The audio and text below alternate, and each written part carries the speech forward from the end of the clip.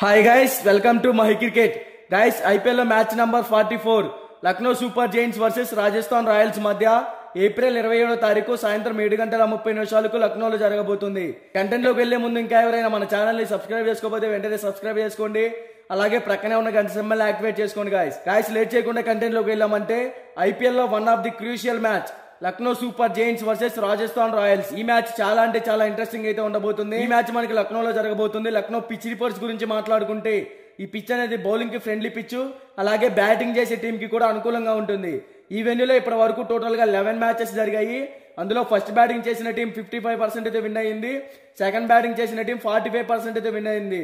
So ఇక్కడే మనం అర్థం చేసుకోవచ్చు, టాస్ విన్ అయితే ఫస్ట్ బ్యాటింగ్ ఎంచుకుంటేనే విన్ అయ్యే ఛాన్సెస్ ఎక్కువగా ఉంటాయి. అలాగే ఈ వెన్యూలో average first batting score 158 runs, average second batting score 148 runs. ఇక్కడ పేసర్ స్పిన్ బౌలింగ్ గురించి మాట్లాడుకుంటే లాస్ట్ 10 మ్యాచెస్ లో పేస్ బౌలింగ్ కి 65 వికెట్స్ అయితే పడ్డాయి, స్పిన్ బౌలింగ్ కి 51 వికెట్స్ అయితే పడ్డాయి. సో ఈ వెన్యూలో కొంచెం పేస్ బౌలింగ్ కి అడ్వాంటేజ్ గా ఉంటుంది. సో ముందుగా బోత్ టీమ్స్ కి సంబంధించిన హెడ్ టు హెడ్ గురించి మాట్లాడుకుంటే ఇప్పటి వరకు ఈ రెండు టీమ్స్ మధ్య టోటల్ గా 4 మ్యాచెస్ జరిగాయి.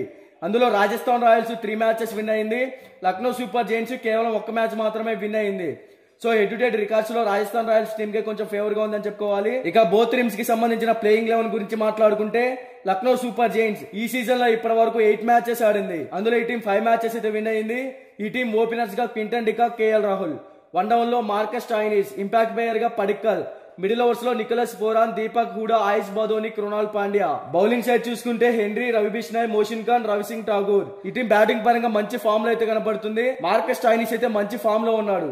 లాస్ట్ మ్యాచ్ లో అద్భుతమైన సెంచరీ కూడా చేశాడు.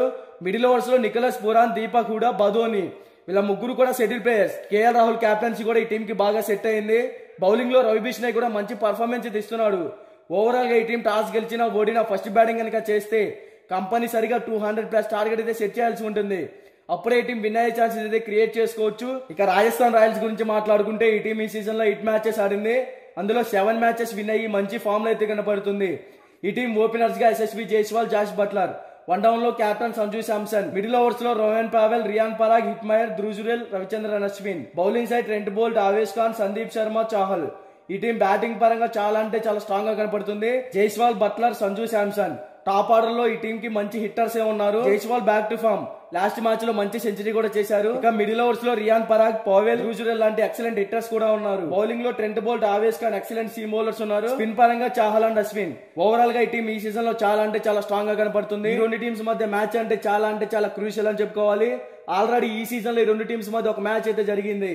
అందులో రాజస్థాన్ రాయల్స్ విన్ అయింది. ఇక both teams batting are bowling side చూసుకుంటే బోత్ టీమ్స్ స్ట్రాంగ్ గానే కనపడుతున్నాయి. కానీ లక్నో సూపర్ జైంట్స్ కన్నా రాజస్థాన్ రాయల్స్ మంచి ఫామ్ లో ఉంది కాబట్టి రాజస్థాన్ రాయల్స్ విన్ అవ్వచ్చు అనేది నా ఒపీనియన్. బట్ ఇది 100% విన్ రిపోర్ట్ అయితే కాదు. మీకు 100% విన్ రిపోర్ట్ కావాలి అంటే డిస్క్రిప్షన్ లో మన టెలిగ్రామ్ ఛానల్ లింక్ అయితే ఉంది, ఒకసారి వెళ్ళి జాయిన్ అవ్వండి. ఇక బోత్ టీమ్స్ కి సంబంధించిన ఎక్స్పెక్టెడ్ ప్లేయింగ్ లెవెన్ డిస్ప్లే మీద రన్ అవుతుందో ఒకసారి చెక్ చేయండి.